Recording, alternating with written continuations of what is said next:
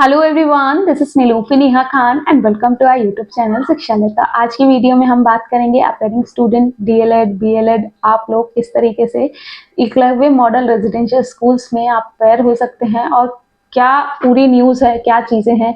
क्योंकि आप लोग कुछ भी देख लेते हो और उसके बाद आप कमेंट करने लग जाते हो कि मैम अपेयरिंग वाले एलिजिबल हो गए हैं टीजीटी पीजीटी पोस्ट में। तो क्या चीज़ें हैं, सारी चीज़ें डिटेल में बात करेंगे और कोशिश करेंगे कि आपके सारे डाउट क्लियर कर सकें। पहली चीज़ मैं क्लियर कर दूं, आप लोगों का एक डाउट देखने को मिल रहा है कि अपेयरिंग स्टूडेंट ईएमआरएस में या कह लीजिए डीएलएड बीएलएड ये लोग आपके ईएमआरएस में फॉर्म फिलअप कर सकते हैं अपेयरिंग वाले या नहीं कर सकते। एक चीज मैं आप लोगों को हमेशा बोलती हूँ, कोई भी गवर्नमेंट रिक्रूटमेंट आपकी निकलती है, इवन गेस्ट टीचर रिक्रूटमेंट भी होती है तो भी आपसे जो इसेंशियल क्वालिफिकेशन आपकी मांगी जाती है वो कंप्लीट होनी चाहिए। ठीक है। हाँ, कई जगह एक्सेप्शनल केस होते हैं जहां पर नोटिफिकेशन में ये मेंशन कर दिया जाता है कि अपेयरिंग स्टूडेंट भी एलिजिबल होंगे, यानी कि जो फर्स्ट ईयर में या सेकेंड ईयर में वो लोग भी एलिजिबल होते हैं, लेकिन ये बहुत रेयर होता है। ठीक है। और वो डिपेंड करता है एडॉक वैकेंसीज पर। ठीक है। परमानेंट वैकेंसी में कभी भी आप अपेयरिंग स्टूडेंट को अप्लाई नहीं करने दिया जाता है, क्योंकि डॉक्यूमेंट वेरिफिकेशन के टाइम पे आपको इनवैलिड कर दिया जाता है। ये चीज तो क्लियर कर लीजिए। ठीक है। अब ये पूरा माजरा क्या है ये बता देती हूँ। देखिए, आप लोगों ने यूट्यूब पे काफी सारी वीडियोस देखी होंगी कि अपेयरिंग स्टूडेंट आल्सो एलिजिबल इन टीजीटी पीजीटी। ठीक है। और डीएलएड वाले भी एलिजिबल हो जा रहे हैं।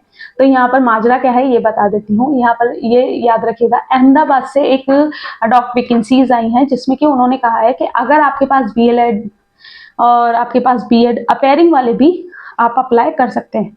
ठीक है। हमारे पास वैकेंसी है या नहीं है उससे मतलब नहीं है। आप अपना रेज्यूमे इनकी ऑफिशियल वेबसाइट eklavya.ac. ये जो ऑफिशियल वेबसाइट है इनकी, इस पे भेज दीजिए। अगर आपका या कह लीजिए अगर उनके स्कूल में वैकेंसी होगी तो आपको बुलाया जाएगा। ठीक है।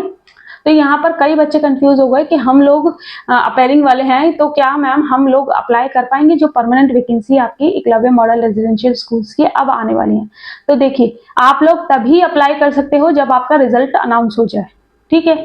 और ये याद रखिएगा, डीएलएड वाले जो स्टूडेंट हैं उन लोग एलिजिबल नहीं माना जाता कि अगर नोटिफिकेशन में ऐसा स्पेसिफिकली मेंशन किया जाता है कि डीएलएड वाले आल्सो एलिजिबल।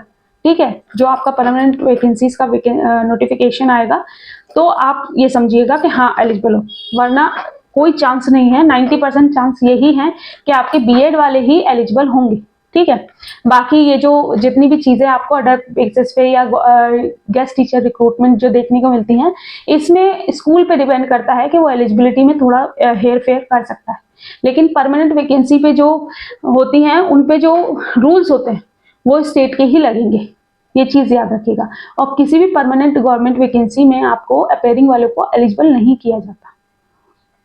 ठीक है। ये चीज याद रखिएगा। बाकी आप लोगों के ईएमआरएस की वैकेंसी को लेकर जो भी डाउट्स हैं, और हाँ ये बता दूं, अगर आप पीजीटी के लिए तैयार कर रहे हो तो पीजीटी में आपके पास essential qualification master's in concern subject plus BEd आपका होने चाहिए।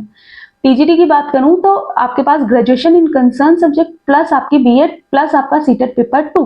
ठीक है। टेट वाले नहीं, सीटेट आपका होना चाहिए। ठीक है। ये चीज क्लियर हो गई। बाकी अपनी तैयारी में लगे रहिए। अपेयरिंग वालों से मैं यही कहना चाहूंगी कि देखिए, अभी नोटिफिकेशन तो आया नहीं है, बस अपनी तैयारी में लगे रहिए। क्या पता आपका एग्जाम क्लियर हो और आप एलिजिबल हो जाओ। ये याद रखिएगा, एलिजिबल तभी होगे जब आपका जो लास्ट डेट रहेगी ना फॉर्म फिल करने की, उससे पहले रिजल्ट अनाउंस हो जाएगा। ये चीज याद रखिएगा। बाकी अगर ऑफिशियल नोटिफिकेशन में स्पेसिफिकली मेंशन किया जाता है तो फिर आपको हमारे चैनल के माध्यम से ये चीजें क्लियर कर दी जाएंगी, बस उसका चांस बिल्कुल ही शायद ही ना के बराबर है। ठीक है। तो ये चीज आप लोगों की क्लियर हो गई होंगी। तो अपेयरिंग वाले और डीएलएड बीएलएड वाले जो बच्चे होते हैं उन लोगों से मैं बता दूं कि आप लोग ईएमआरएस में एलिजिबल, अगर अडॉक की वैकेंसी है और उसमें स्पेसिफिकली मेंशन किया है तो एलिजिबल हो, वरना अदरवाइज जो परमानेंट वैकेंसी हैं उनमें आपको एलिजिबल नहीं किया जाता है। क्यों? क्योंकि मैंने जैसे कि आपको बताया, एसेंशियल क्वालिफिकेशन जो आपकी एक पोस्ट के लिए चाहिए रहती है वो चीजें उस टाइम पे वो स्टेट की मान्य होंगी। ठीक है।